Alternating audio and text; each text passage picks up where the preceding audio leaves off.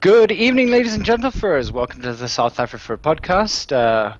Here with us after the very, very long break that we've taken, 1 week, wonderful. And 1 week less of things that I had to do. But yeah, welcome back and Happy New Year to everybody, and obviously Merry Christmas, and I hope you guys all got home safely. And today we have a bumper guest, one of I think a lot of us's favorite guests around. We've got Rukis Croaks. Did I say that right? Croax, but it doesn't matter. Croax. Rukis is fine. Is it Croax? Yeah, it's okay. Look, I will always get somebody's name wrong, no matter how many times I tried. Just Rukis is fine, really. There was a point with Carl. I was sitting there always calling him Kel throughout the entire podcast. Between you and I did that for the first, couple of weeks I knew him, too, until he corrected me.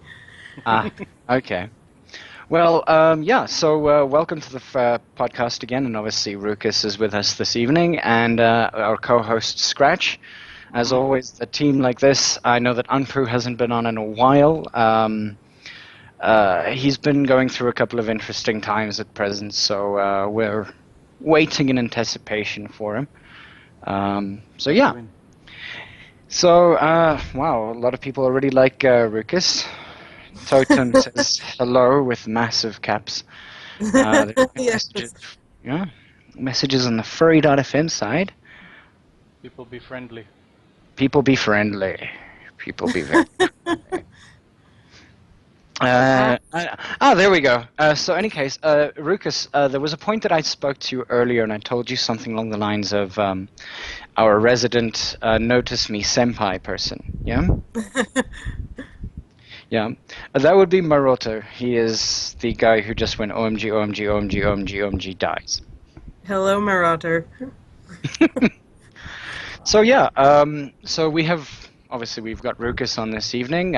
Very, very big pleasure. Obviously, it's afternoon-ish for you. There it is. Notice me. I noticed you. You are noticed. You are officially noticed. He's already dead. He's died twice so far. Okay. So, Rukis, obviously, first question is always, how did you find the fandom?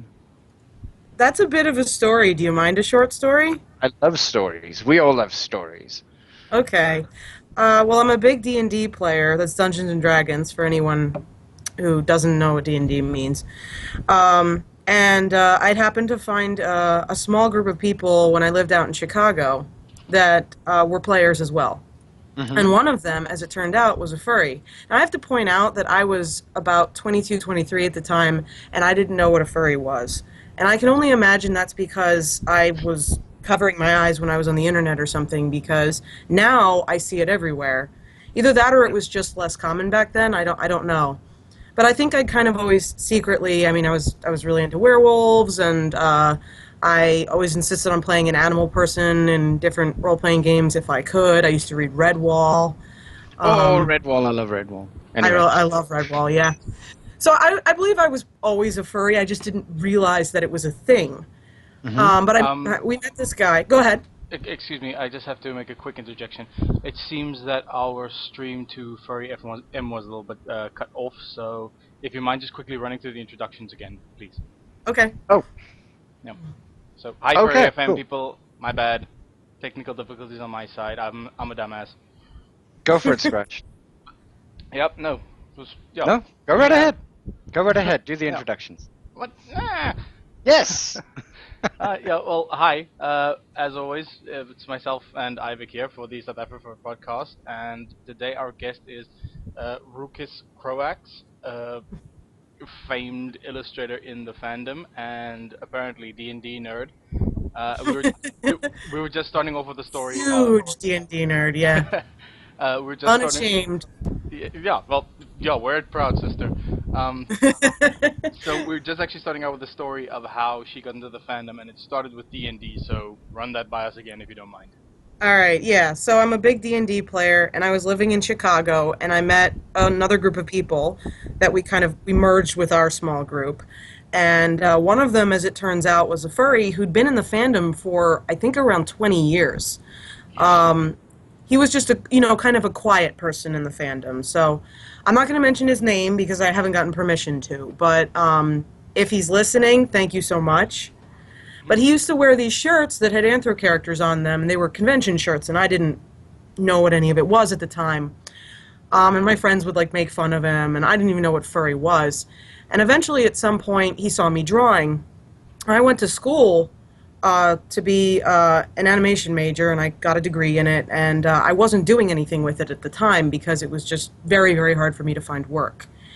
So I was just working a basic 9 to 5, sometimes more, sort of job. And he was like, hey, you have a skill for this, and there's a lot of demand for artwork like this in the furry fandom. And I tried to do artwork, in the fantasy fandom and in the gaming fandom, but it's very hard to break into. So I was dubious, but he was like, no, come to this convention with me. I swear to you, you'll have a great time. I know it seems a little intimidating at first, not knowing about all this stuff, but I think that you'll do really well there. So I went to MFF. It was my first convention ever. I didn't know anything about furries. I had no furry artwork. I just brought some of the artwork that I'd done of like dragons and werewolves and stuff. I got into the Artist Alley on the second day, on Saturday, and I sat down with a little tiny sign and took con badge commissions. Another artist sitting next to me had to explain to me what con badges were. I had no idea. And that started it all off, and I was hooked from like day one. I was just amazed by how into the art everybody was in the fandom, and I was like, wow, this is it. This is what I want to do. And I did. Oh, lucky you. Funny you're calling that like smack in the middle of your face. Like, this is what I'm gonna do. That is. Yeah. Pretty much. Yeah. Yeah. Sorry, I think I interrupted you. Oh no! I thought nobody heard me. That's No, I heard you around. Yeah, I was just checking my mic. Yeah, we can hear Better you. than breathing, Yeah. Heavy breathing. Any case, now I lost what I wanted to say. I'm sorry. Any case, Con badges and stuff. That's where we yes, were. con badges and stuff. So I mean, when it sort of comes to that kind of thing, I mean, now, did you ever try to go into what's the word, like Magic the Gathering at all? You play Magic? Yeah, I do. Okay. I don't play. I haven't played in a long time. I played more when I was younger, but at this point, almost all my cards are out of date. So I basically just haven't really had the money to reinvest in new cards. It's really hard to play with old cards nowadays. There's all these really crazy decks out there that just, dismantle in 3 turns what you used to be able to play. So, but yeah, I used to be really into it, and I loved the art. I used to collect them almost just for the art, but I played too because I had them, Oh, Yeah. The art I is was so bad. good. Let me just say that from the outside. I made decks that were full of like dragons and stuff that didn't work particularly well, but I was just like, yay, dragons. What are the sort of whenabouts did you actually get into the fandom itself? I'm trying to remember the exact year. It was about 7 years ago. So, I believe, around 6 or 7 years ago, yeah. And that was really the beginning for me. I mean, literally from MFF, like, that was my first day in furry. So, I hadn't, seen anything online really before then. So it was really, that's when it started. And like I said, just instantly fell in love. Everybody is now mathing to find out what your age was. I am 31. And I believe I got into the fandom when I was around 24, I think. That sounds about right to me. Yeah. Yeah. All right, that's pretty cool. All right. So, sort of the obvious question for any artist is like, what was your draw to start doing art in general? Doing art in general? Yeah, just like I can't really yeah. I can't really say because I started doing art when I was like 2. Ah. Yeah, I've always been into drawing. That's basically, I take a lot of pleasure in it, and something that you want to do all the time. You're eventually banging your head against it. You're gonna get better at it no matter what if you do it all the time. Mm-hmm. So like I said, honestly, the main reason I got into the furry fandom. I'm sorry, my dog is barking. The main reason I got into the furry fandom was because it's a culture where art is so appreciated, and it's a culture where amateurs can really grow. That's right. Yeah. Mm-hmm. And I was definitely an amateur when I started. Definitely. Well, I mean, for those of us who have, perused your artwork for the vast majority of years, you were definitely not that much of an amateur. There are amateurs out there who, let's say stick figures. But I mean, not necessarily stick figures, but the proportions are all wrong and things like that. And I mean, how did you sort of... I know that you started drawing at the age of 2, which means that by the age of 14, much like my sister actually, you'd become rather good at what you were doing to begin with. Yeah, I mean, I was okay in my teenage years. The biggest strides I ever took were in college, and not because of the major I was in. I have to stress that. I probably went to school for the wrong major. I wanted to be a conceptual artist for animation because at that time, I thought there was going to be a lot of jobs for that sort of industry. And there are, but it's the sort of industry that you get into. Those are my dogs, sorry. They see something outside. It's the sort of industry you get into for a project and then they fire you. And when I found out basically about how it worked, it turned out it wasn't for me. But in college, I took a lot of electives for figure drawing. Mm-hmm. So I basically just spent most of my college years drawing a lot of naked people. Woo! And that really helped. Yeah, life drawing is, I mean, if I could tell younger artists or, amateur artists and experienced artists how to get their proportions right, it's simply to draw people as often as you can, whenever you can. I mean, you can draw people in a wall. That? Optional. No. Yes. Clothing is optional. Wearing boxers. Because you need the muscles. Yeah, but dude, who has the time for that? And if you do that at the gym, they'll kick you out. No, it's not about... Well. They will. I promise you. No. You go into the male's locker room, and you just walk in, and you go, look, you guys keep doing what you're doing. I'm just gonna, sketch your thigh for a couple of seconds. Dude. Towel off, please. Thank you very much. Dude, firstly, that's creepy as shit. No, it isn't. It's liberal. No one listened to Ivik. Yeah. There's this weird thing called consent. Have you heard of it? She did ask for it. She's like, you can stand there. If you don't want to stand there, it's okay. I don't have to draw your calf. But the thing is that do note that the vast majority of people who go to gym and the ones that you kind of want to get the muscle forms and formations for are generally and I'm going to say this being a person who went to gym myself, the conceited type of person who would sit there going like, oh, you want to picture, you want to draw my my calf, is that right? Do you want me to flex it? There is some truth. There is some truth in what you're saying. I've found a lot of the time that if you ask to draw someone, most of the time they're very, honored by it, and most of the time they will let you do it. I don't ask a whole lot of strangers to draw them. I mostly ask friends and people at conventions and stuff. I've managed to get quite a few people at conventions to take their clothes off so that I could draw them.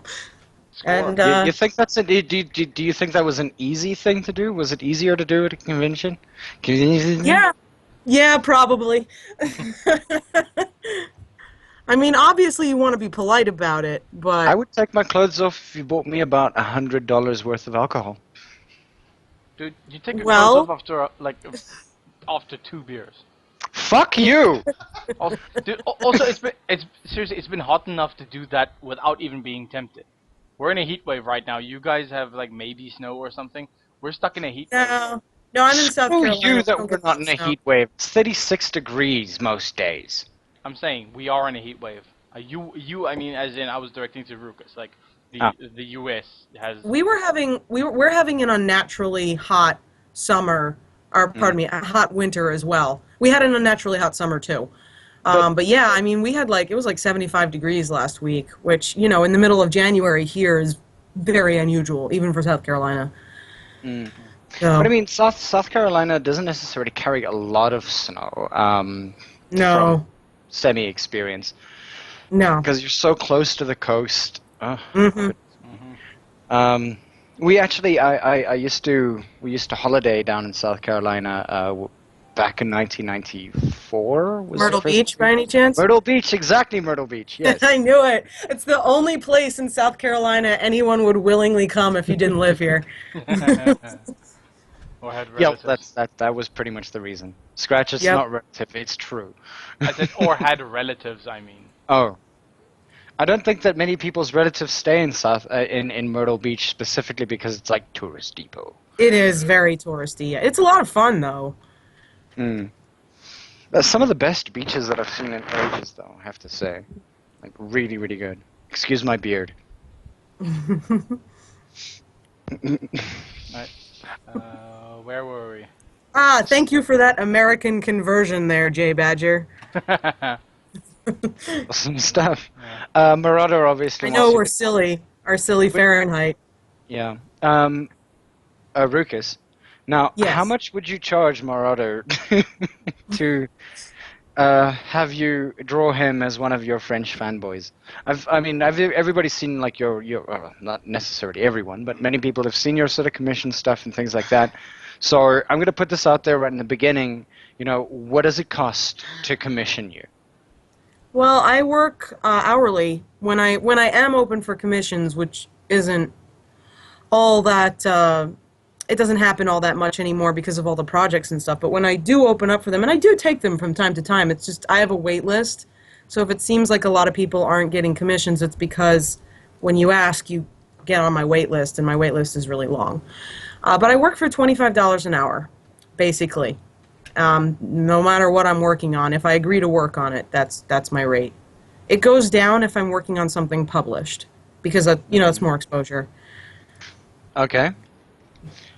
And that's it. I mean, each piece takes a different amount of time, so I don't like to just set a price for, hey, this is what I'm going to charge to draw, a nude wolf. I mean, it could be a nude wolf with tribal markings. It could be a wolf, with a very interesting pose that takes a while to figure out. So that's why I do the hourly. Yeah, understandably. You mentioned doing stuff for exposure. Mhm.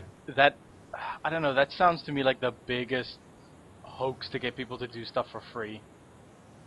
Oh, yeah. I've talked to a I'll number of expose artists. you. Shh, man. I've talked to a number of artists actually. No, there is a lot of truth in what he's saying. I've talked to a number of artists who've gotten roped into projects that they were sold on. Oh, you're going to get so much exposure through this, and that is actually a bit of advice that I would give to any artists out there. If you're being told there is some value to being in a project that gets you a lot of exposure. If you work with a big writer, it's a big deal. If you do a book cover, people are going to see your art more, things like that. But you need to make sure that the writer you're working with or the producer you're working with for whatever project you're doing is a proven creative. They need to be somebody who's had previous work done, previous work of note. It doesn't need to be huge, but if it's something that actually has gotten out there, because there's a lot of people who are self-publishing now, whose projects may not honestly have much merit, or they may just be unreliable themselves. They may not bring the project to completion, and then you've done a whole bunch of work for little, next to nothing or for free. So check into who you're working with for exposure. Don't be won over by that until you have proof, basically. That is a very, very good piece of advice there. One of the questions that I do actually want to ask you is what drew you to the entirety of sort of like the very, very, very realistic aspects of your art? That's just always the way I've drawn. Mm-hmm. I've always been really into concept work. I was very, very into all the concept art I was really into sci-fi when I was young. I was really into Star Wars. I was really into D&D and a lot of the, the really realistic work that's come out in the more recent. I call them the more recent. I guess there's 2 editions past 3 now, but I'm still a 2nd edition player. But a lot of the artwork that was done in the 3.5 D&D was some of my biggest inspirations when I was young.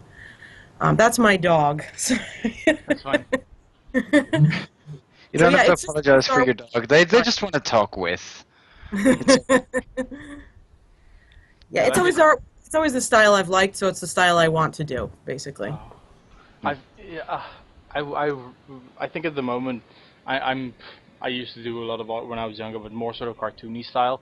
But but these days, and ever since I've gotten into Magic the Gathering, there's so many good artists in that collection.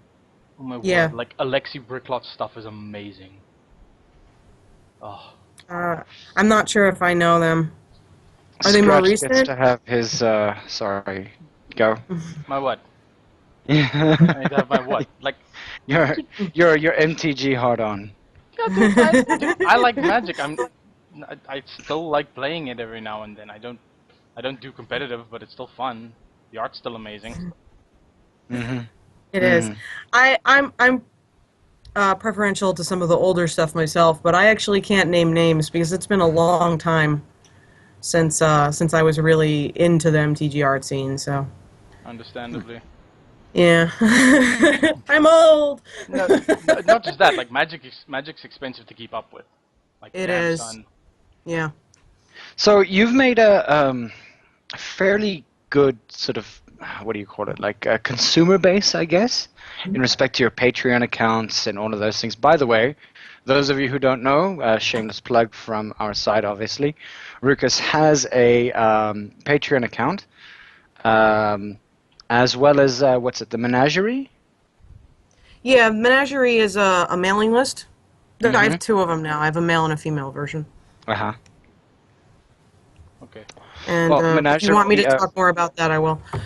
Yeah, we'll get into that. But I mean, like, obviously, you've got your Patreon account, you've got the Menagerie account. You can find a lot of that information on her Fur Affinity site, which is just just Rukis? Yeah, it's just Rukis. So Fur Affinity /user/RUKIS. Go have a look there. You'll be able to find a lot of the information about her Patreon site, as well as her Menagerie mailing list.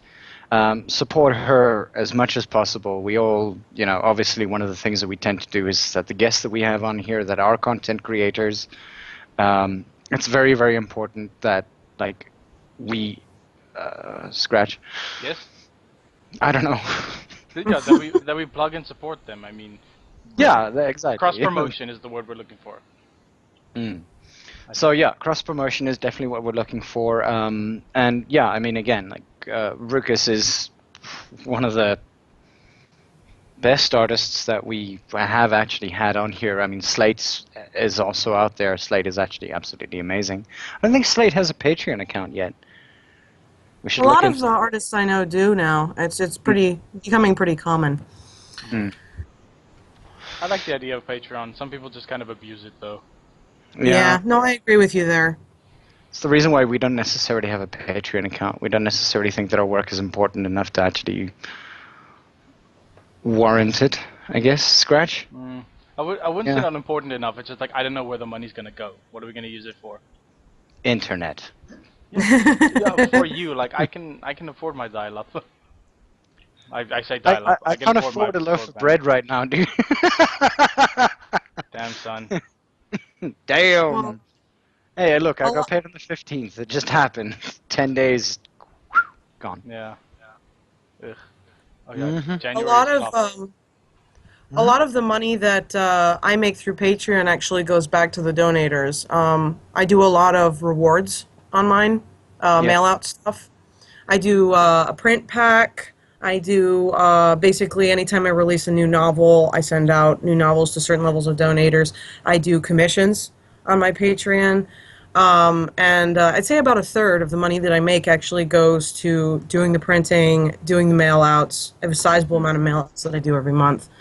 And I think basically the main thing that you have to keep in mind if you're going to start a Patreon is you have to have a body of work that you can post, that you can post frequently, that is not either taking away from your other accounts.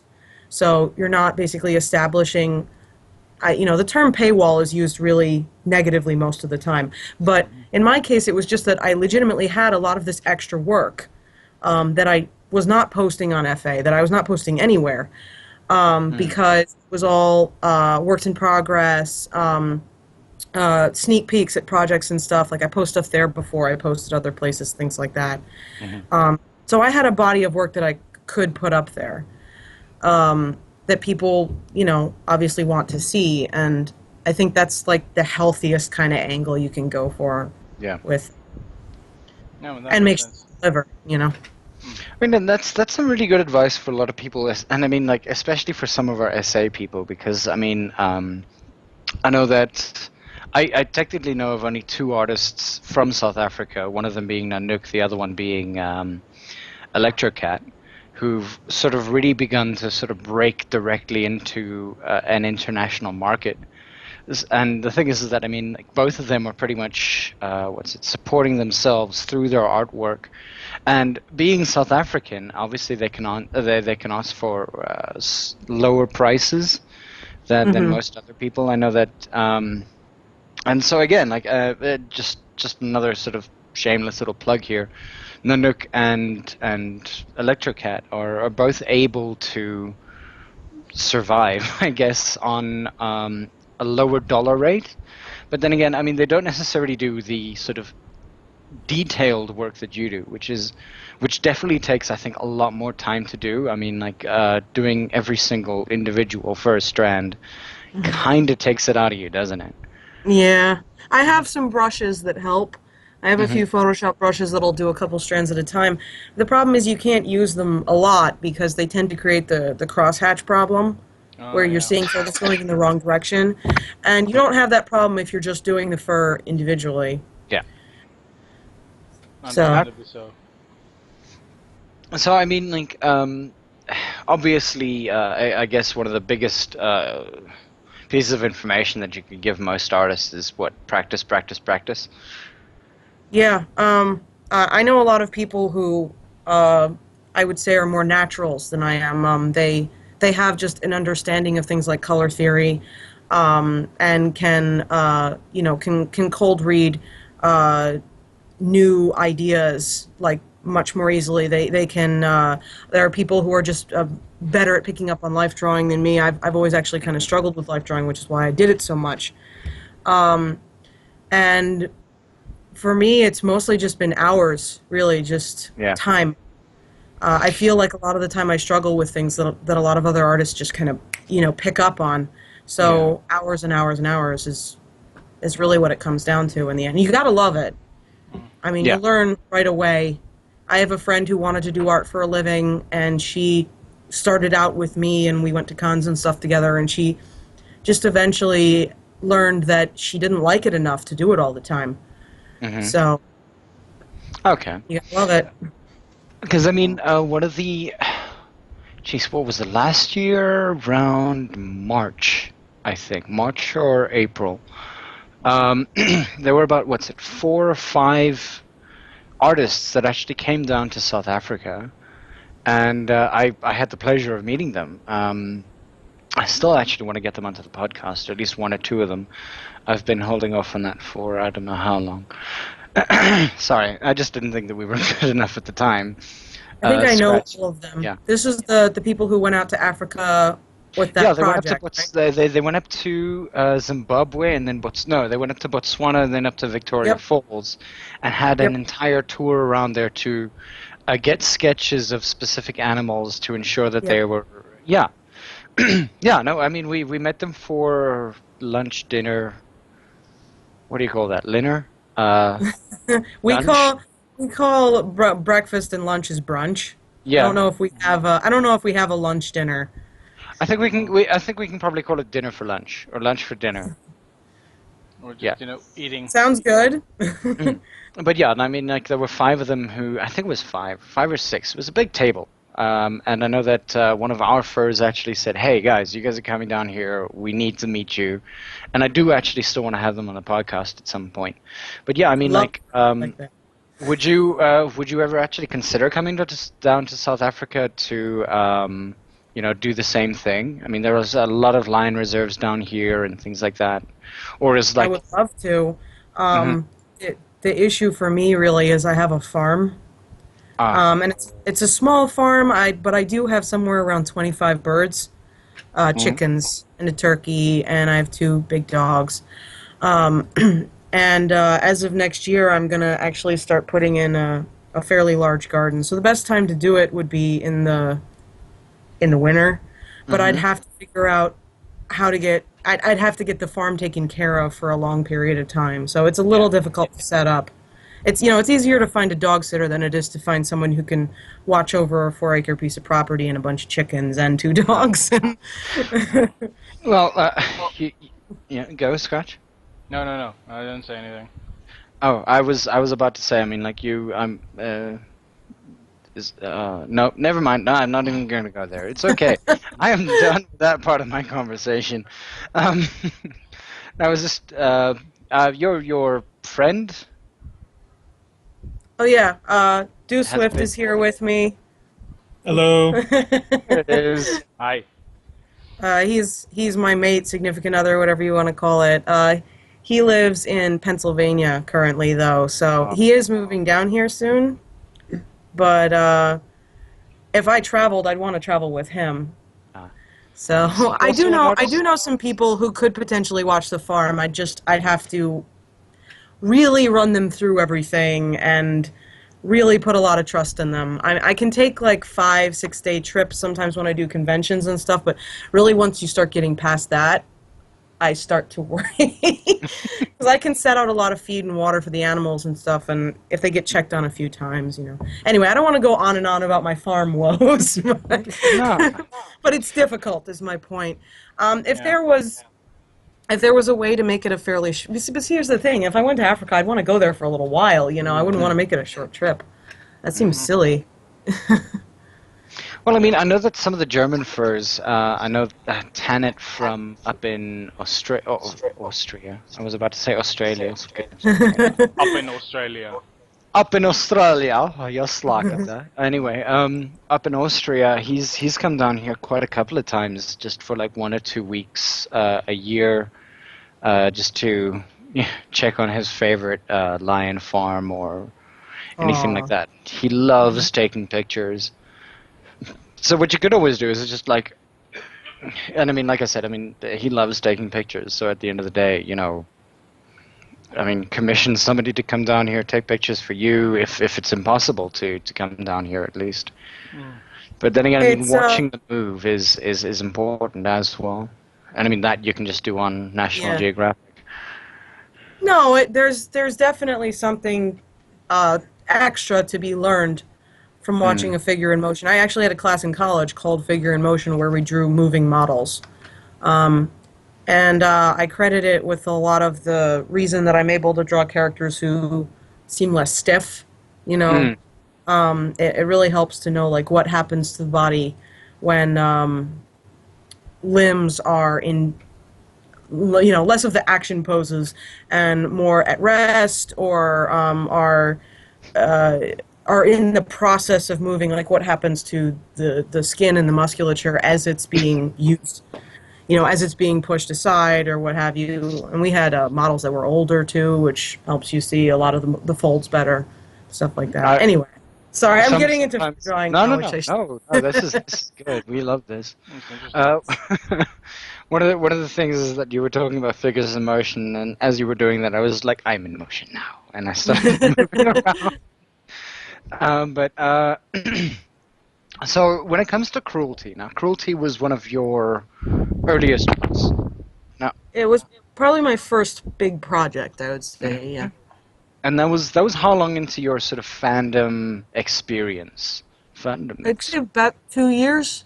Yeah, About 2 years. in. Yeah. I believe so. Yeah.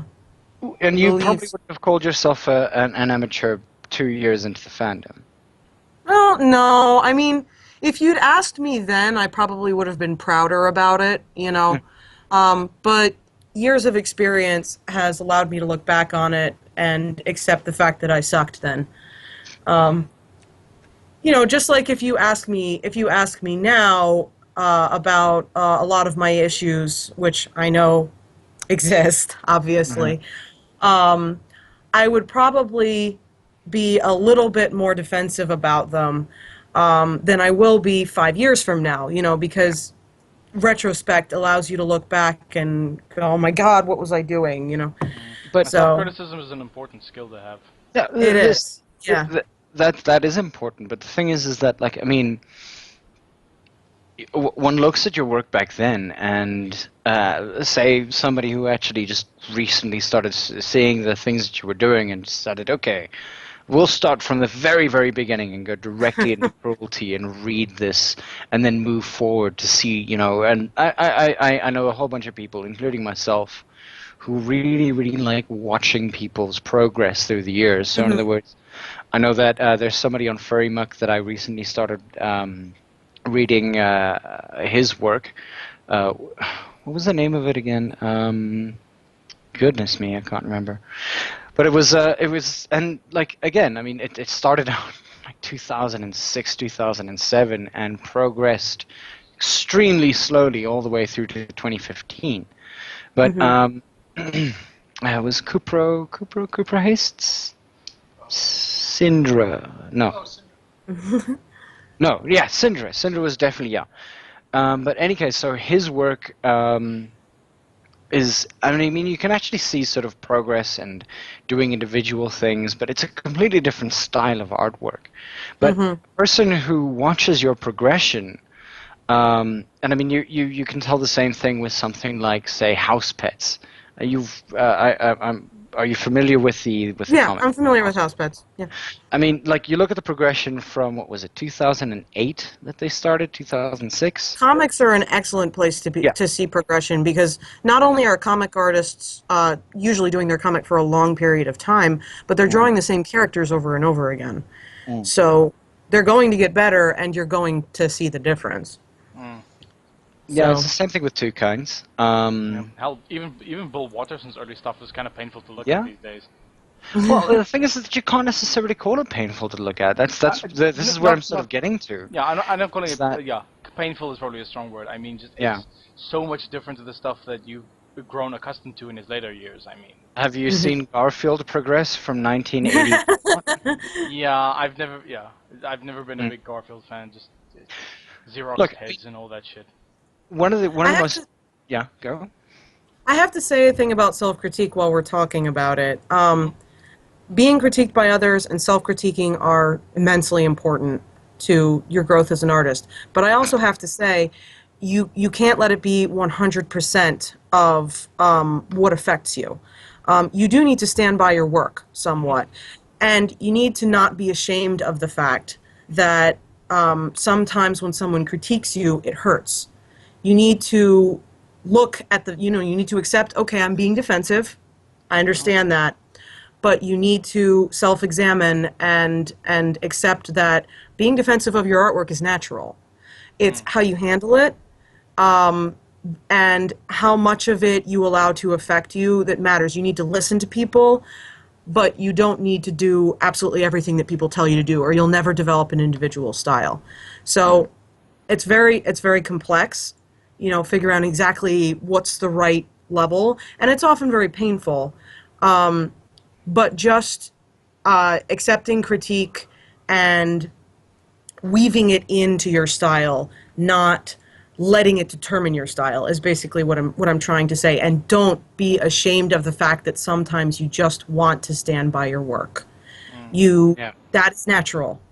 I but want to tell all artists that Yeah. I mean, and granted from your sort of Sorry, I'm um, laughing at what somebody said in the chat. yeah. So Ravensong obviously says so that everybody else can. Oh, goodness me! I have a mouse next to me. I want to touch it, but I can't. It's not plugged in. So what you're saying is that Ravensong says that she shouldn't have a grumpy hissy fit every time somebody goes meh to her artwork. Of course Yes. And Totem says critique is so important to learn and grow, and both of those are true. But like I said, I'm adding to that, don't be afraid of those feelings. You need to have some pride in yourself, and you need to have some pride in your artwork. It is not a bad thing. Don't let anyone tell you it's a bad thing. Yeah. If you're unwilling to listen and you're unwilling to learn, that's something else entirely. Yeah, that's the the Dunning-Kruger effect. Scratch. The Dunning-Kruger effect. It's like that. It's a sort of, I want to call it a psychological phenomenon that basically happens when people who are incompetent don't know they're incompetent, kind of thing. Like I'm always just scared of falling on the other side of that, and like looking like a pompous blowhard every time I sort of stand by my artwork or say, But yeah, I think this is pretty okay. Like I said, it's a thin line to walk. And also, you have to remember that a lot of those flaws will become a part of, may become a part of your style eventually, and they may be what determines your style in a lot of ways. You know, a style is basically a collection of flaws, is what it is. it's actually a lot like archery in its own way. I'm only saying this a because week ago, and now you're Scratch. Shut the fuck up. Yeah. Any case, and I was about to sort of qualify it like that. The thing is that, I mean, again, like when it comes to something like that, I mean, it's an art that, because it is pretty much an art. It has a lot. Okay, fine. How about this? We can fucking talk about golf if you want to. So we can talk about For the golf. record, I can't talk about golf. I'm pretty sure I'm physically incapable of talking about golf. But go ahead. I won't talk about golf. Let's go back to archery. But fine, either golf or archery or anything that darts or what other extreme accuracy. Look, at any rate, the thing is that when it comes to the idea of extreme accuracy, you start off with a specific amount of accuracy. Also, a large amount of the other things are, you know, what kind of equipment you have, what you're doing with that equipment, whether you treat your equipment right, whether you know, and again, like the thing is that like there are specific golf clubs that are cheap, and these golf clubs do not get the kind of drive or the kind of accuracy that you want. But at that rate, the better you get at something, and it's something that Gary Player used to say, the better you get at something, the luckier you become. Because especially when it comes to precision sports, we'll call them precision sports, is that you have a specific base set, and you can only improve on that base set to be able to just, you know, get better over time. And for, I think, just in respect to that kind of thing. And again, this has been coming for probably about the last 15 minutes. I was just going to give a massive compliment in that, like, when Rukis started with something like Cruelty, as much as you're not as happy with with that comic, there are a lot of people who already kind of sit there going like, I am so jealous of this person, and then they just watch you perfecting an extremely good style already to a point where you're happy with it now, but 5 years from now you won't be happy with where you were. No. a year from now I will hate everything I've produced now. That's just how it works. Yeah. You pick out the flaws the more you learn, you know? Mm-hmm. That makes sense. Yeah. Totem, the question is, have I? Totem asks me if I've gotten a bullseye yet, and yeah. I think I know what golf I learned from Mr. Meeseeks. On 40 actually, 40 yards. Well Bullseye done. on 40 yards. Yeah. How much is 40 yards? I can't 40. It's either 40 yards, 40 meters. It's actually not. Yeah, 37.6 meters. If you really want to get into that. Thank you. You're welcome. It's like 4 meters less, which is actually quite far. But yeah, so again, like, and Rukis, I mean, like, most of us have read Cruelty. Those of us who are listening, or many of us have. And the thing is that, like, when I first, again, like, there are times that a lot of people don't necessarily. The art is there; it's wonderful to enjoy it. But the thing is that, like, your storyline and the way that you built that through, and obviously you're also not just an illustrator, you're also a writer. Yeah, more so recently than I used to be. Yeah. Yeah. And I mean, again, like, you want to run us through some of your more interesting sort of projects in respect to writing, because again, you're not just an illustrator, illustrator. Sure. Well, I mean, I guess the biggest project I'm working on now is Red Lantern, which is a full world. I like world building. You know, whenever I would GM, if you know the term GM or DM, Game Master, Dungeon Master. I would build my own world. So Red Lantern started with the comic, which is still ongoing, by the way. I know it's been very slow for the last 2 years or so, and it hasn't updated at all in the last couple of months.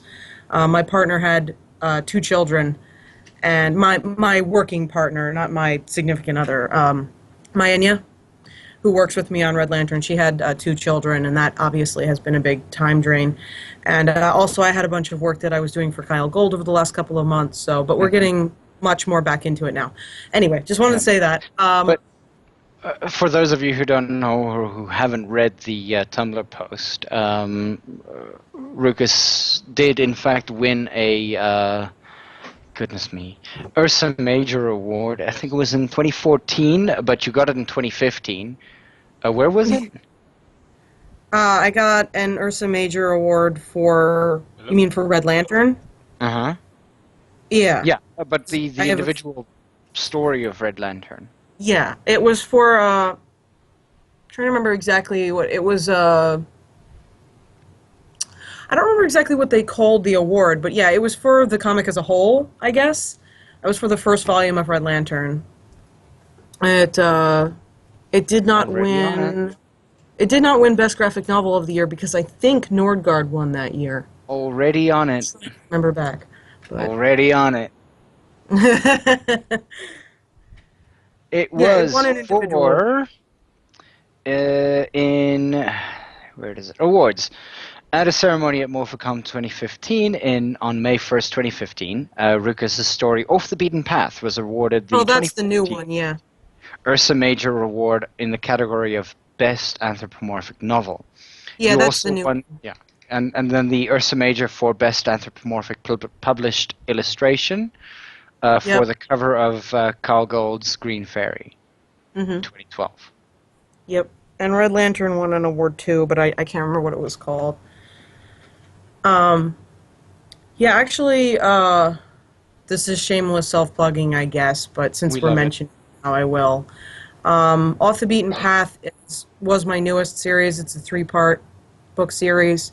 It's probably the writing that I'm the most proud of that I've done recently, so I was very honored to win the Ursa Major for it. I never really thought I could write until a couple of years ago when I did Heretic as like an online story, and then Fur Planet asked to publish it, and that was pretty cool.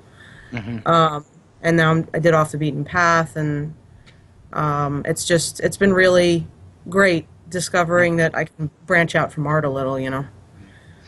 Now, sorry, Scratch, do you want to say something? Nope. Okay. Scott the Bad News Bear, now on the Furry FM side, Furry.fm, mentions that he's talked to artists about this, and most of them say that they don't necessarily like their style because it doesn't sell as much as other styles, since some styles seem to be kind of a trend, if you can call it something like that. I mean, obviously, Fall V is something that's big nowadays. people really want Falvey's style, and a lot of people can't necessarily deliver that because at the end of the day it'll be tracing practically. So, Yeah.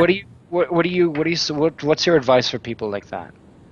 Well, I wouldn't call anyone's style a trend. There are trends in art, but a trend is basically just what's popular at the time. There have been styles that have emerged within the fandom that just aren't as popular, but they're styles that are being replicated just as much. Yeah. They just aren't as popular, so we don't call them trends. But I wouldn't shame anyone for their style. I mean, and I wouldn't even shame anyone for adapting their style to try and make a living better. Because these are people who want to make a living doing artwork, and a lot of the time that requires that you do what sells. And I don't think there's any reason to put people down for that. I mean, they want to do what they love, and they want to survive on it. Yeah. One of the questions now based off of this question, actually, now the entire idea of commercializing artwork. I mean, obviously, back in I'm sure that you're very sort of clued up with what happened back in the 1980s, 1990s, moving up into the early 2000s in respect to the idea of commercializing the idea of artwork. And artwork has been commercialized for hundreds of years. Within the furry fandom, obviously in the 1980s, it started off with the idea of, I'm going to trade my art to you for a story about my character. That kind of sort of exchange going sort of hand to hand a lot of the time, and then 1990s, and I think it was like late 1990s where people were like, there was that entire early to mid 1990s where people started breaking away from the fandom itself, just to get away from the idea of just commercializing furry artwork to begin with. I mean, obviously, it's good that people are making money off of this, because obviously with money being made, it means that more content can be given. I mean, if you look at somebody like Muzz, she has there are days that she has like this badge like backlog that just comes out, and like 40 badges from this place, and you're kind of sitting there going like, holy shit. But obviously, there's a reason why she's good at what she does, and a lot of people like that kind of art style. And the more detailed, the more detailed, the more it's going to cost you. I mean, let's look at this from just base commercial facts. The more detailed, the more effort that goes into something, the more you can charge. But for art, it's different though. I mean. It doesn't matter what your degree is these days, and especially for art. No. It matters on what style you have, whether you have something that people like or not, whether people are willing to pay $25. I mean, it is true. I know a number of artists who are really exceptionally good, who can't make a living at what they do. And a lot of the time it's because they have chosen not to pursue routes within the furry fandom that are proven routes to make more money. Honestly, they've chosen to avoid doing projects. I mean, projects are a big deal in the furry fandom. People like stories. People like comics. People like to get involved in something that's kind of more ongoing than just an individual piece every now and then. People like adult content. I know a number of artists who've sworn it off because they have, a moral issue with it, or because they feel that it cheapens them to do adult artwork. But the fact of the matter is, it is harder to make a living in the furry fandom if you don't produce the things that people want. Yeah. But, and it's something that I was saying about Kyle Gold as well, is that, yes, there are sexual elements in his stories, in as much as there are many sexual elements in your stories and in your characters and things like that. But it's not about the sex. Exactly. It's not about the sex. The sex is just the natural progression of two people in love. And that's something that I don't necessarily think that a lot of people within the furry fandom get. Is that, and frankly, it's the way that you draw expression during that point. Kyle and I do an entire panel on what's called adult storytelling at a lot of different conventions to basically describe the difference between writing something that contains sex and writing something that is entirely about sex. Yeah. Is it recorded? Can people like see that online? I'm not actually sure if we've gotten any recordings done for it. We're doing it, I believe, at TFF again. And there at Anthrocon every year there is an adult storytelling panel. Kyle isn't always in it because he doesn't always go to Anthrocon, but we have it almost every year at Anthrocon, and it's a big event. It's a lot of fun.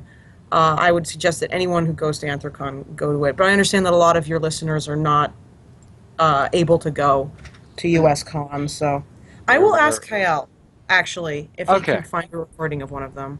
Because that would be awesome. If you can send it through to us, then we'll tweet it out or Tumblr it. Or Yeah.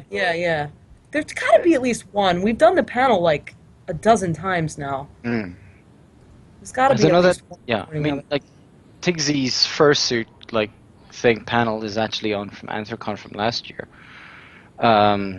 So something has to be out there. Yeah. Because there are dedicated people with video cameras everywhere. And something like that is actually very, very important to listen to, especially the people who can't make cons. Yeah. I mean, that's a definite yes for a lot of people. And I mean, I think we're due to have Kyle again on somewhere in February to talk about some of his projects again. Yeah, it's a big yay. And we would love to have you on again, just by the way, putting that out there. Having a good time. With regards to these panels, has there ever been a question that like really came out of left field and floored you, that someone asks out of the crowd, or do you guys not do that? There's not much that floors me, honestly, and this is a panel where we're talking about sex, so not really. I've had a few questions that I would deem as too specific. People asking questions about books or stories that no one in the room has read, and then they kind of demand answers that we can't give. And I've had more than one experience in that panel where people get very passionate about adult fiction. And I've had more than one time that we had someone rude in the room who really, really clearly wanted to have the floor. They wanted to talk about this thing that they're super into. And there was just, we couldn't add to it. And that's really the most, difficult situation that I can think of. All right. So, obviously, you wouldn't necessarily, let me just see here quickly. I'm doing background research, very, very quickly. So, you wouldn't necessarily do, a furry sexualization of an unexpected Christmas proposal written by Michelle Smart from Mills and Boone. I don't know that, so I wouldn't be able to expound upon it, I'm afraid. Dude, Mills and Boone, Yeah, Mills and Boone is just smut. But, it has a reputation. Not necessarily. It's smut for 16-year-olds. Moving on, I'm probably going to get us shut down in the next 15 seconds, going like, we've heard Mills and Boone. Yeah, because they have hitmen on every corner. Of course they do. They've got more writers, and I think that more ghost writers actually than I think. Yeah, with all that there's a thousand monkey people writing Shakespeare. Yeah, with all that softcore porn money, you can do a lot. I would love to have someone.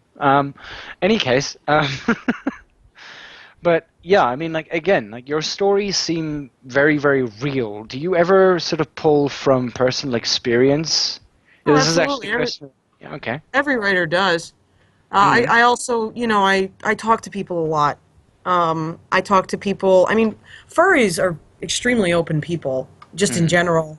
And I end up talking to a lot of people at conventions, and a lot of people actually open up to me about their experiences and their relationships and their problems with their families. And I mean, the most amazing things that a stranger would ever say to you, but they feel like, I guess they can talk to me because we've shared in the stories together. And I have never directly taken anything from someone that I've talked to, but it does give you ideas, and you just kind of thread that into your writing.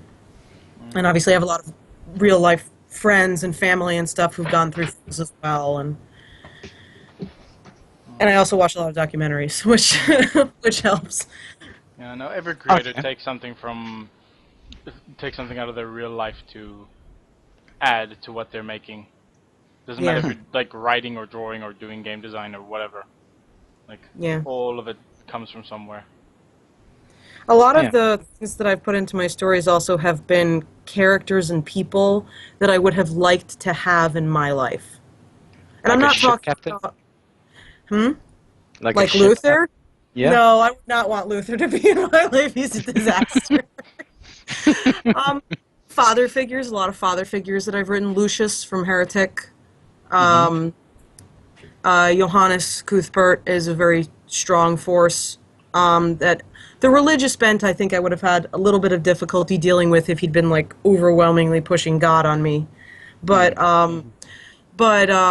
he's not. You know, he's a character who I'm fascinated by the idea of religious characters who are also very sensible and willing to look past their dogma for the people they love. Mm. And those, I think, are also people that I wish I'd run into more in my life. Yeah. So I, Yeah, it's less dogma and more just like rose-tinted altruism. yeah, Mm. It's a very, very good way to say that. Also, rose-tinted altruism. It just came to me. I actually feel like really smart now. Yeah. Scratch playing Binding of Isaac and think of words like rose-tinted altruism. Well, that's what it is in my head, at least.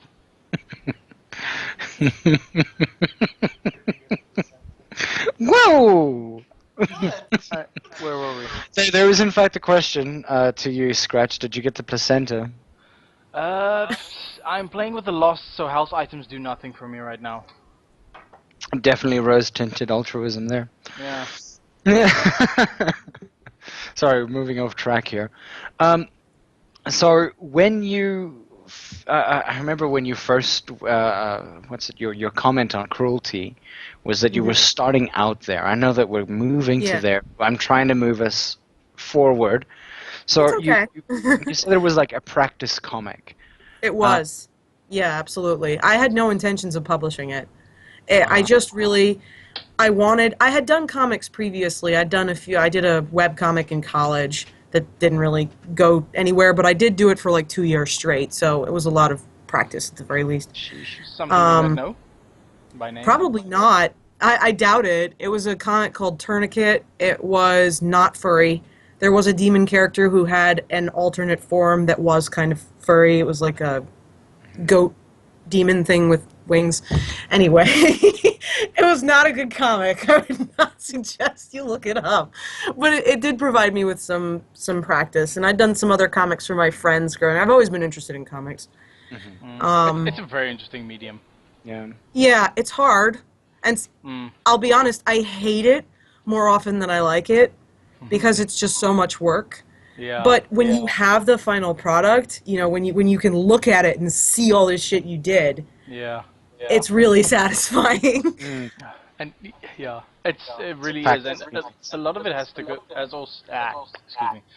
A lot of it also has to do with what you leave up to the imagination, because like almost 70% of the action in comics happens in the gutters.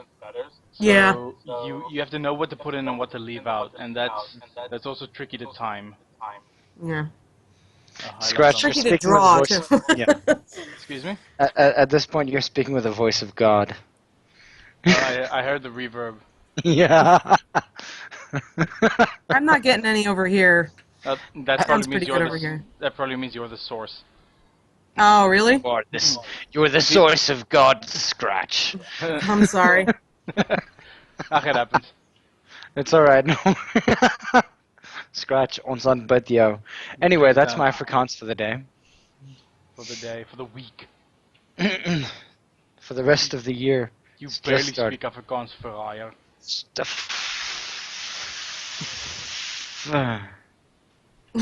What was that? We're bitching about like, I wouldn't say second languages, because Afrikaans is technically my first language. It's also But- technically my first language. Yeah, but you barely use it, like in emergency scenarios. Where, in the times that I don't necessarily get the English word, yes. yeah, but that happens so few and far between. Regardless, It happens a lot more than you think. yeah, I called him a traitor for not using Afrikaans as much as he does in his normal day-to-day life. Well, Any- I'm. Go ahead. Any second languages on your side? No, I was about to say I'm one of those American plebes who only speaks one language. Sorry. I know a smidgen, and I do mean a small amount of Spanish and Japanese, but that's primarily from like school and taking like 2 years of Spanish in school, most of which has faded, and watching way too much anime. Yeah, respectively. I also In that order. Yeah, I also wanted to learn Japanese just for giggles because it sounds kind of like funny and snappy. Like I like the sound of the Japanese language. Scratch, all you need to do is go, Goros. I don't even know what that means, but yeah. Baka!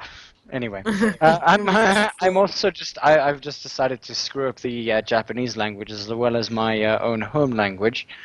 Hey, Arashi's here, giving his sideways glance off into the distance, like a man lost. It's a cute little icon. It is a very cute little icon. Yeah. The dragon ones are weird though. Oh, here's the question. Here's a question. Persona. Do you have one, or where does it come from? Well, the name, which I almost never use Croax, by the way, so you don't have to worry about that. Obviously, Rukis Croax is not my real name. But I do prefer to go by Rukis in the fandom. It's not because I'm, like, ashamed of my artwork and need an alias. I mean, everyone I know, everyone in my family knows that I do what I do. It's more that just I like my privacy and I don't want people looking me up. Understandable. But Rukis was an alien character, actually, from a novel series that I did when I was in, like, 7th grade. And at some point, I may try and remake it, but it's sci-fi, it's not furry. There are aliens that are fuzzy, but it wouldn't really count as furry. So I don't know if I did it now, like, how well it would do. And I have a lot of other projects right now anyway, so he would probably be my fursona, but his species does not have fur. They're just funky-looking aliens. I think I posted pictures of him. Yeah. Yeah. One of the questions that I want to ask you is that now obviously your icon is a designed. Could you call it a medallion? Oh yeah, that is the Amorescan crown. Mm-hmm. That's the gold coin that they use primarily in Red Lantern. Awesome.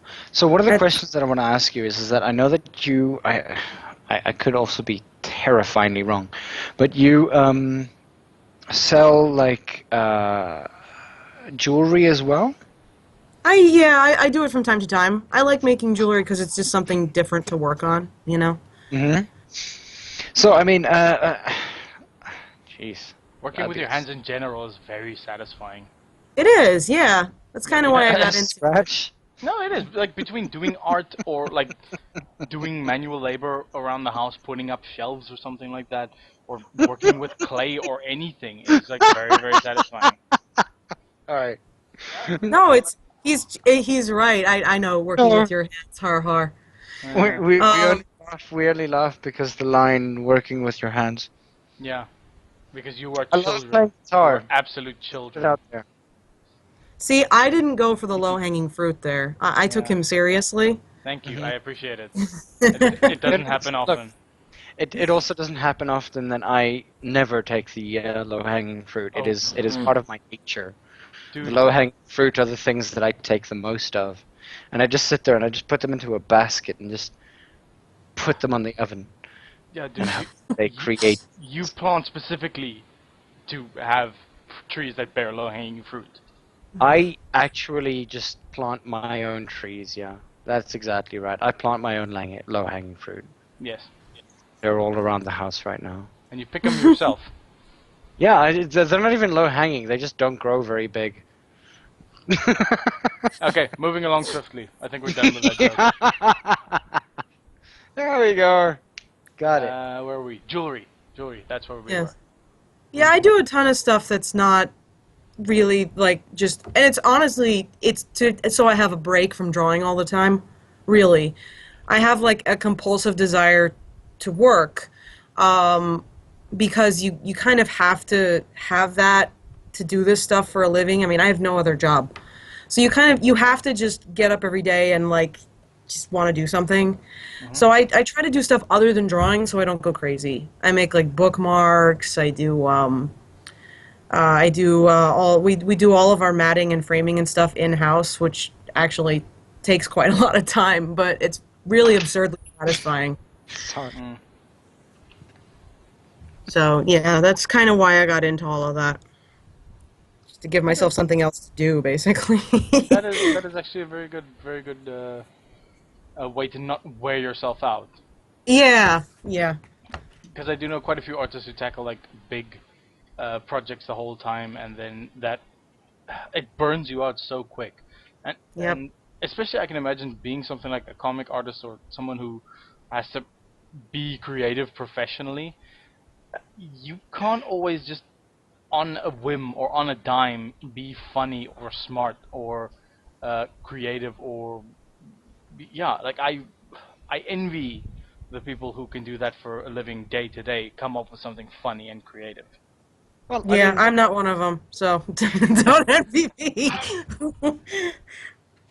No, I get tired and like to do like just route stuff all the time, and that's fine. Sometimes you just need some time off.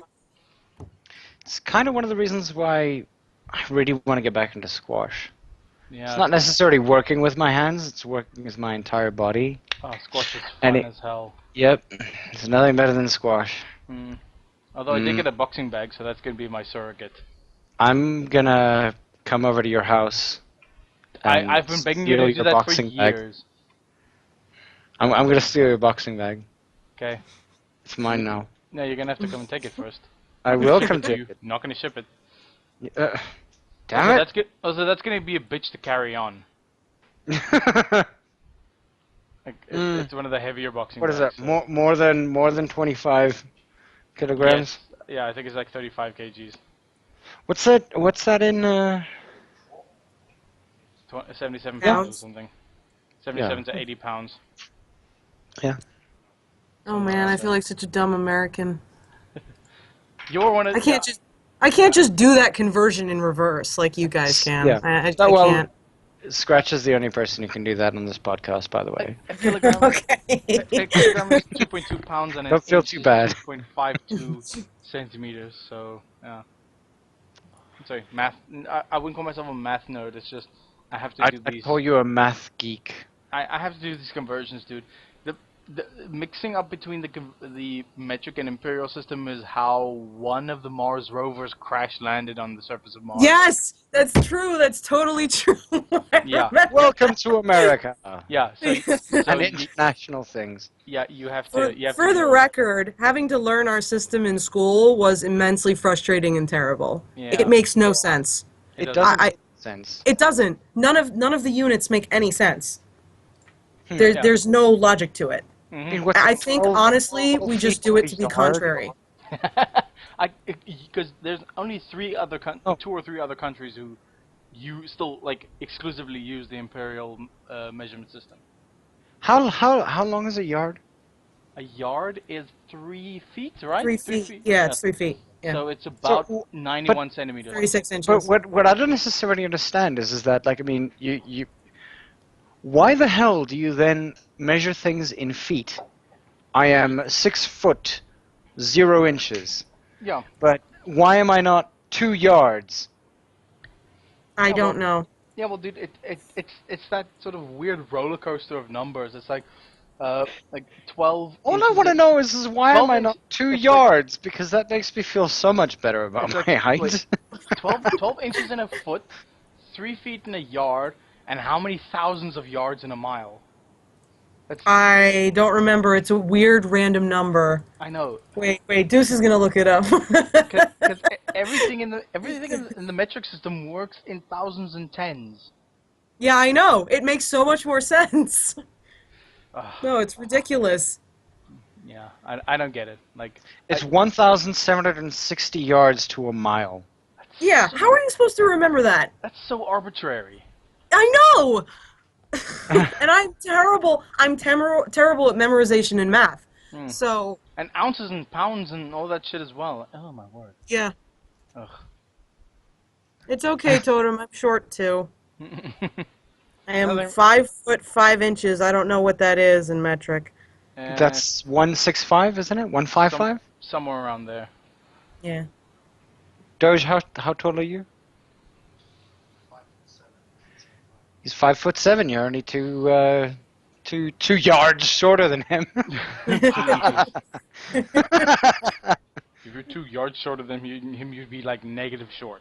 In the ground, yeah. 5,200. Yeah, 6 feet under. This arbitrary bullshit roller coaster of measurements. But I mean, 6 feet. So in other words, essentially, I am literally the height of a grave. Yes. Ugh. Yep. Yeah. If you like stand on your tippy toes, you could just barely see over the ledge of a grave. Welcome to I'd be able to drag myself out. Scratch's morbid facts of the day. Scratch, would the bell be able to reach me? Well, the bell's attached to your toe. That's usually how it goes. Why would I want to wiggle my toe? I'd rather want to knock on the coffin. Well, you know what the bell was for, right?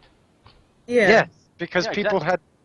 had Would get buried alive, yeah. Exactly. So you kick at the thing, or you kick and scratch, and you start getting panicky, and no matter what you're moving, you'd be attached to a bell. So the bell Yeah. would ring. You've got a gravekeeper. Yeah. You call him, and he's not an undertaker. Well, I think that's where the term graveyard shift comes from. So. It is. Yeah. Yay. Listening for the bells in 1,000. What am I talking about? Like 3 kilometer. Yeah, a 3 kilometer stretch of graveyard. Yeah. Oh God, that Yeah, sounds dead like ringer. best holiday. Oh, dead ringer. Oh well. Yeah. Ah, yay, dead ringers. No, I mean, Scratch, how big is what's that graveyard on the train trip from? Oh hell, It's I don't three. It's 3 fucking stations long. know. Yeah, it's On the kind of train, it's one, yeah. and then It's like like a graveyard swear that's to God, at it goes least- from it's yeah. 10 kilometers or Yeah. 5 kilometers. It's a 10 kilometer stretch. It's of it's a graveyard that's more than 2 miles long. That's a lot. How do we get to graveyards? I don't know. Yeah, it was me. I'm sorry. No, this is like Eddie Izzard but worse. Where were we before that? Amazing. Yeah, he is funny. I love his stuff. We went to go see him live once. Oh, that's awesome. But wasn't he depressed at that point? I don't know. No, that was 2000 Aw. and... I didn't know he suffered from depression.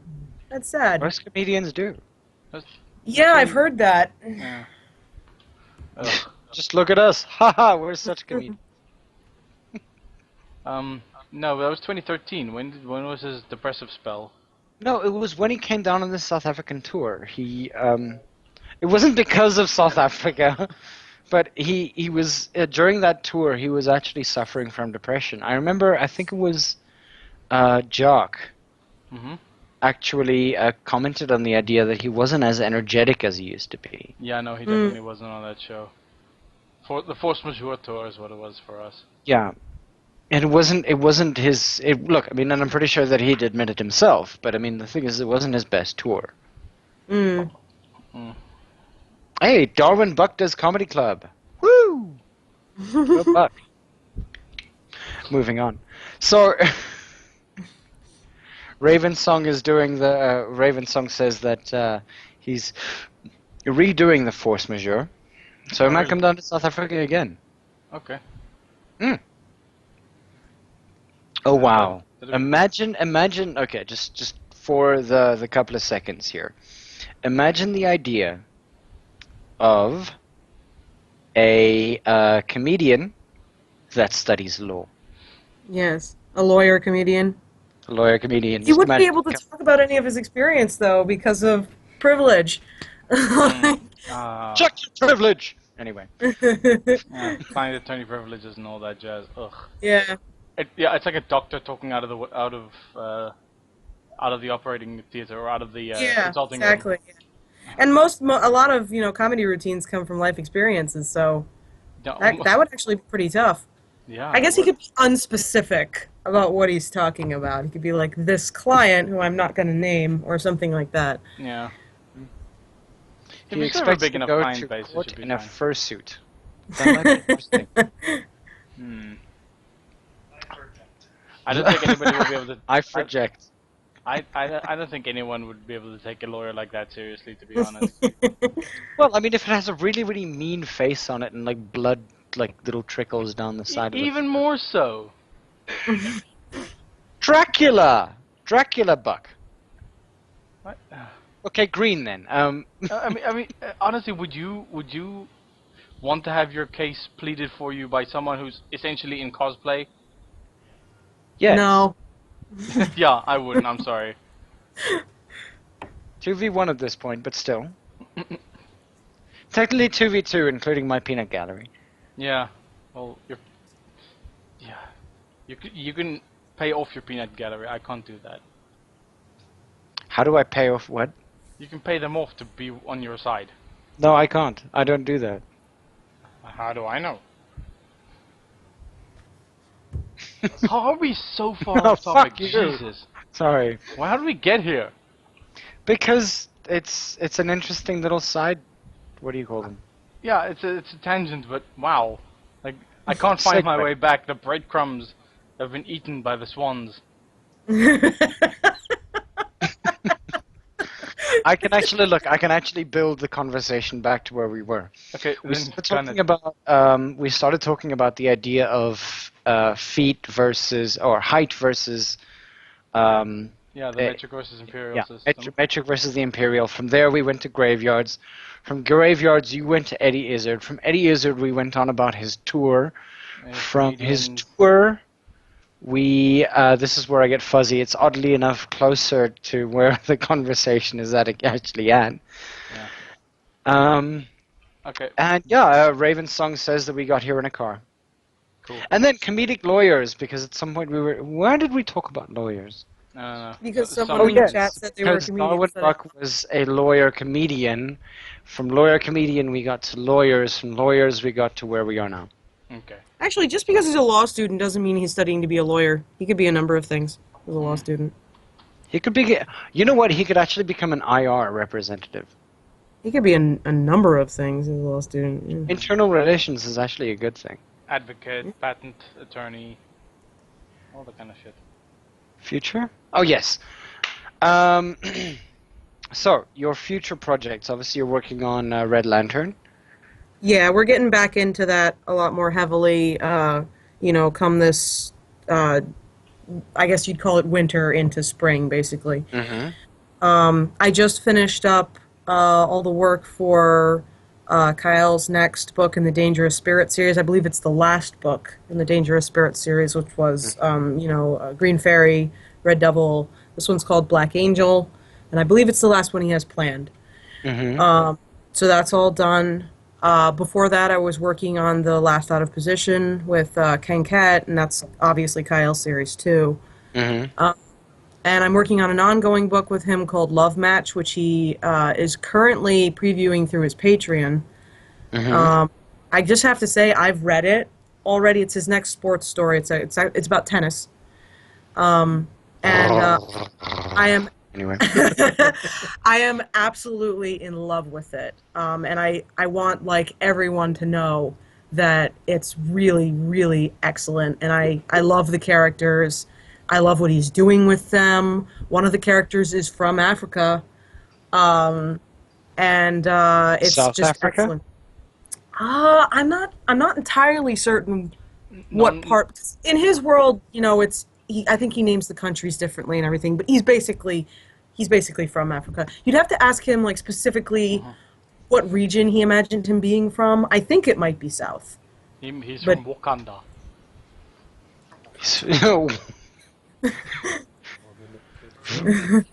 What? Fur? Fur Yothia. Yeah, something But like I mean, if I could just stress Sorry. again, this book is really good, and it's going to be published eventually, and everyone needs to read it. It's really excellent.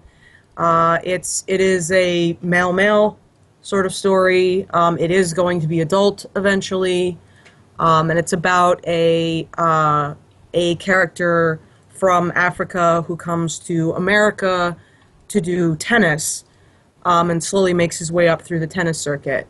And it's just, I'm having a lot of fun illustrating it, and yeah, I can't stop gushing about it. I'm sorry, it's really good. I love it. Well, I mean, we all love tennis. that. I love tennis. You love tennis. See, There are very few sports that I love. I love all sports except for golf. Yeah. I have an enormous chip on my shoulder about golf, but I'm not gonna get into that. I already did before, and I'm not gonna do What it is again. this chip? Hmm? What is your chip? It's right here on my shoulder, dude. Can't you see? No. Well, We'll carry like on. as with Out of Position, I wasn't interested in the sport to begin with. I'll be completely honest with you. I wasn't interested in football. Wasn't interested in tennis.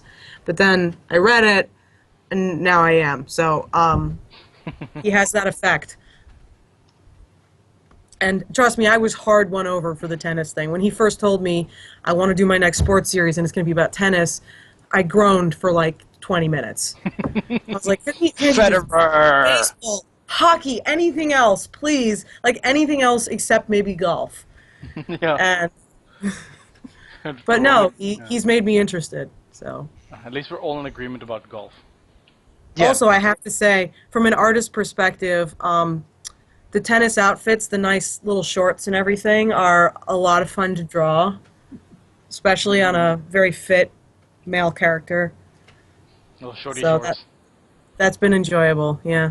I'm assuming that you've been looking at tennis tennis characters, tennis like players for like reference and things like that. Yeah, he sent me specific players to model some of the characters off Okay, of. so Roger Federer, Novak Djokovic, Rafael Nadal. That's one of the ones he sent me. Which one? The Rafael, I believe, is one of. Okay. He sent me a few, but I remember that one. I know Federer. He didn't send me Federer as a reference. Because Well, Federer it's more about. It's not about their play style. It's not about them as people. It's about body type. But So Rafael Nadal has like one massive bicep and one tiny bicep. He's a wanker, apparently. maybe But that was moving one on. of the ones I looked up. I don't know. Again, you'd have to ask him. Look at Yeah, him he's- winning something. Like seriously, when he's got both arms in the air and like in like bicep pulling mode, you will see that his one bicep is tiny. I'm gonna get Kyle in trouble now because he's gonna be like, that wasn't the guy I sent you. Oh, it was this guy. I honestly can't remember, but I do recognize that name. So it's possible that was just a player that I personally looked up to look for references. So Okay. yeah, I will say that just so I don't get in trouble with him. He's very passionate about his tennis. Of course he has I'm one very enormous arm. I mean, he's a freaking tennis player. You wouldn't... It's you wouldn't be called weirded... balance, dude. You wouldn't be weirded out if a freaking cyclist had enormous thighs. Yeah, but at least both his thighs are exactly the same Because size. he uses both of them. Do you know how few ambidextrous tennis players there are? Yeah, including you. Yeah, I played ambidextrous squash, which really throws my opponent off. It's so much fun. I hate you for that. I know, I love it. Next time you have Kyle on the show, ask him about the actual people that he got inspiration for the characters in Love Match. Fair 'Cause enough. I'd actually love to hear him talk about that. Cool. He's talked to me about it here and there, but mostly he's talked to me about the story. Obviously, you know. Mm-hmm. Okay, we will definitely answer. Scratch, once again, it's called balance. In fact, it's probably what helps you with your game better than anything else. Okay. Just saying. Putting Okay. that out. Okay. I'm picturing the guy from Lady in the Water now. I can't not picture that. Have you guys ever seen that horrible movie? I have. No, It's I haven't. it's one Okay, of so you know what was it? exactly what I'm talking Shyamalan. Yes. That guy. It's one of his very first like hit movies. Not really, Yeah. but like the one with the weird little plot twist and the mermaid girl and Yeah. Who was the guy who played the main character with the goatee? I don't know. He was semi-balding. He's always semi-balding. I don't know. As Drew Swift says, what a twist! Anyway. Right? But yeah, no, I did watch that guy, yeah. No, agreed. That is Rafael Nadal. Lady in the Water. Bruce Giamatti. Paul Giamatti. If I could, yeah, Giamatti.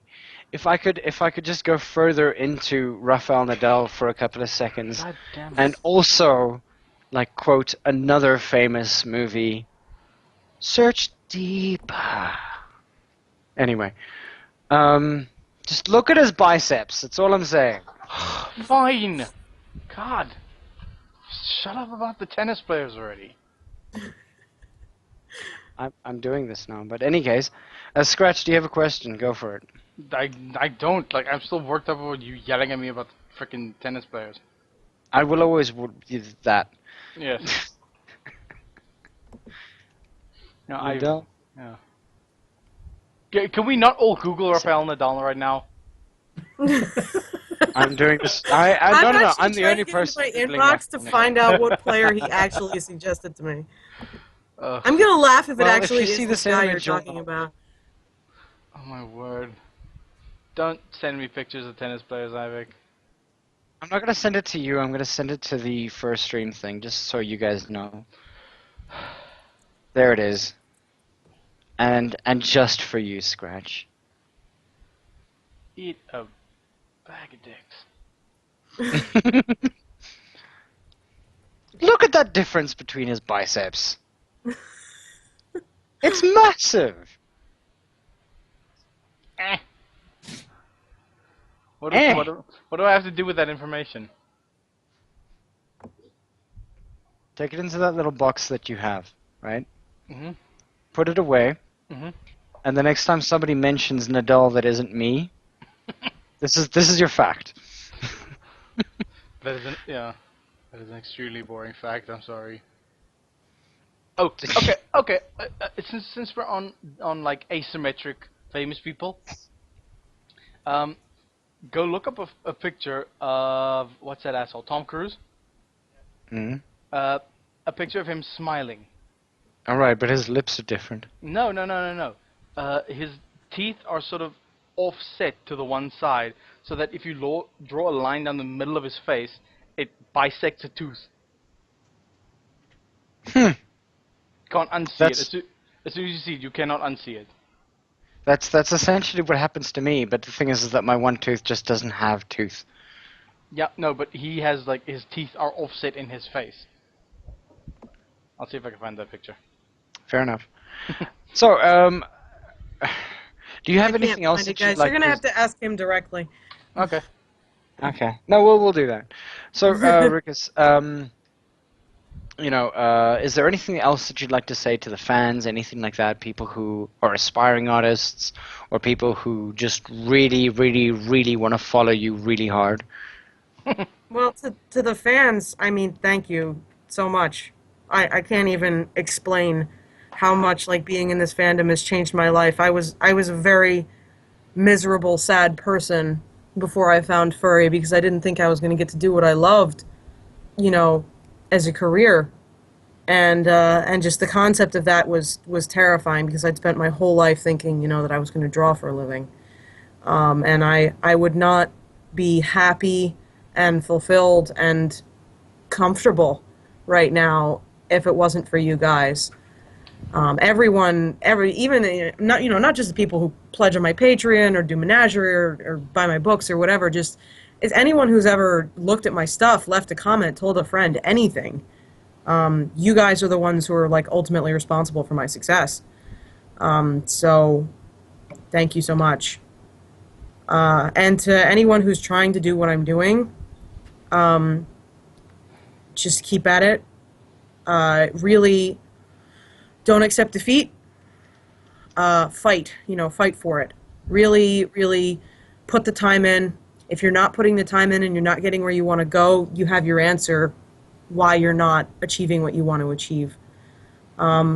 I worked a number of side jobs while I was building my reputation and doing my projects in furry, and sometimes you got to do that to get by. You're not going to be able to start off doing just the art, but eventually it's all worth it if you can really build your family of followers, and it's it's wonderful.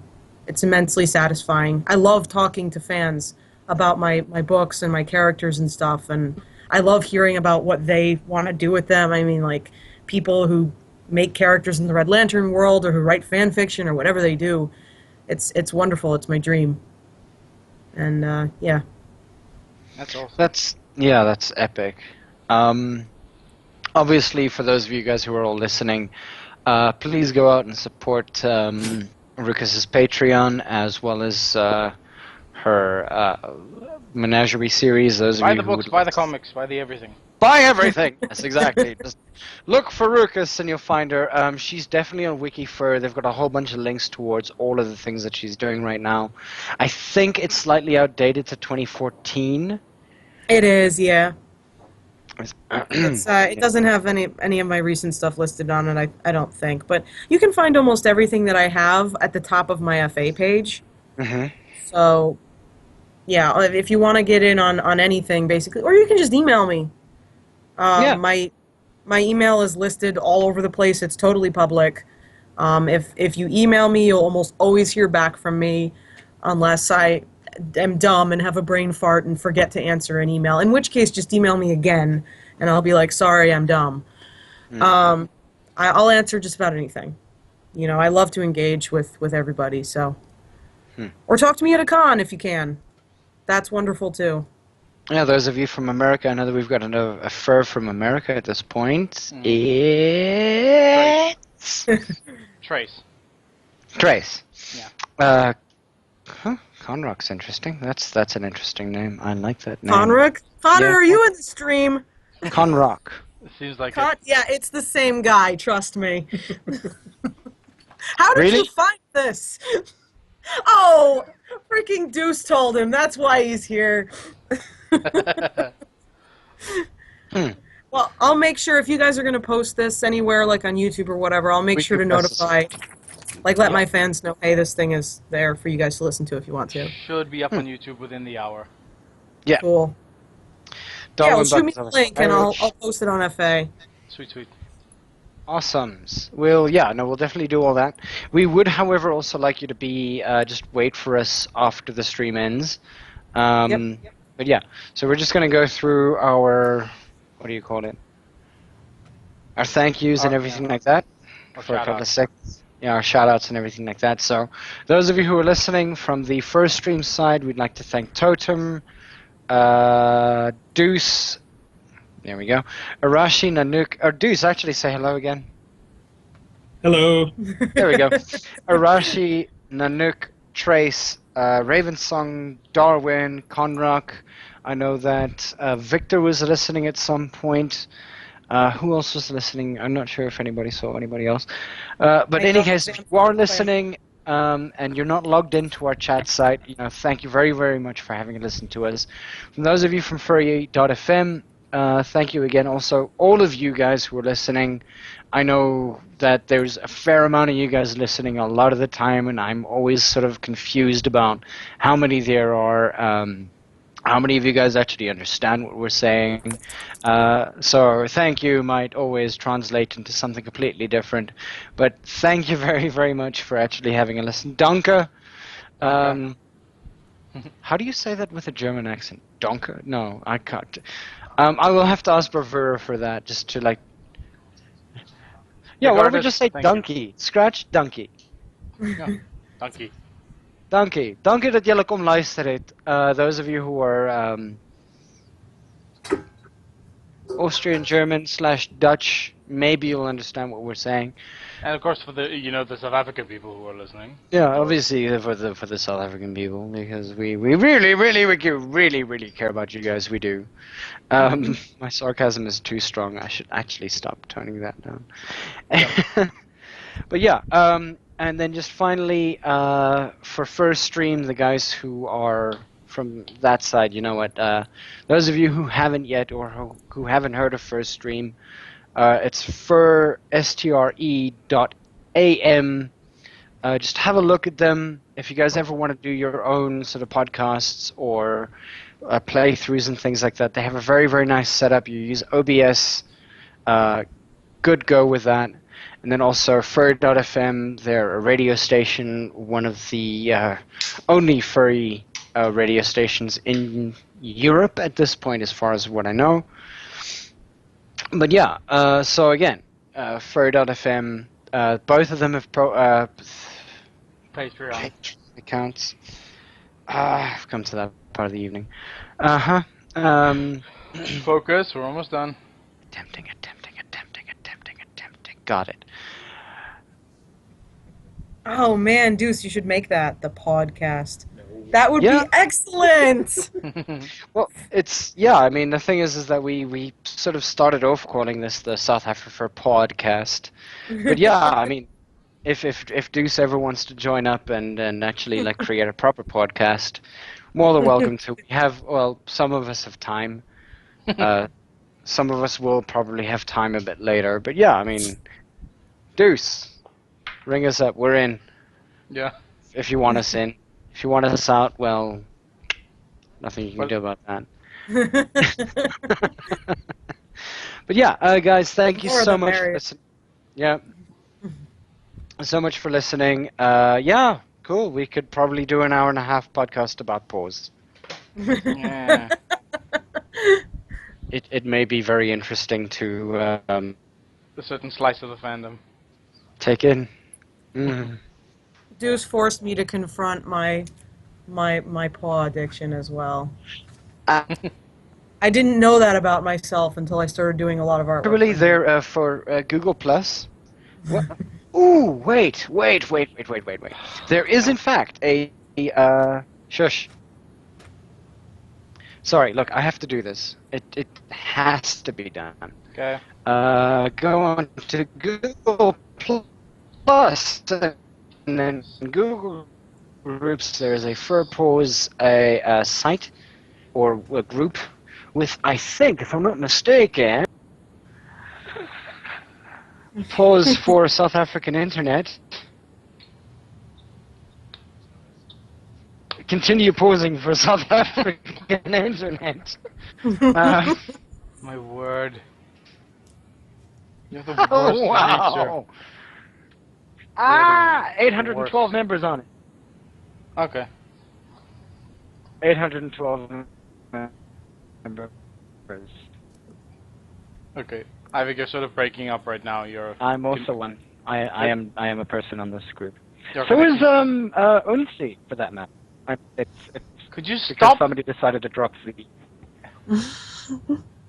Could you stop like exploiting the people who are listening to the show? Or the people we sort of work with? Okay. Regardless, it seems Ivik has hit the road or is... No, I'm here. No. Okay. Any case, goodbye, guys. We will Yeah, see you guys next week. We have a very interesting guest lined up for then. And we'll let you know throughout the middle of the week. Sure thing. Bye, Thanks. everyone. Cheers, Alrighty. folks. Cheers, guys. Bye-bye. Thanks for Bye. coming. Of course. And thank you. And thank you, Rukis. And thank you, Rukis, of course. Alright, cheers.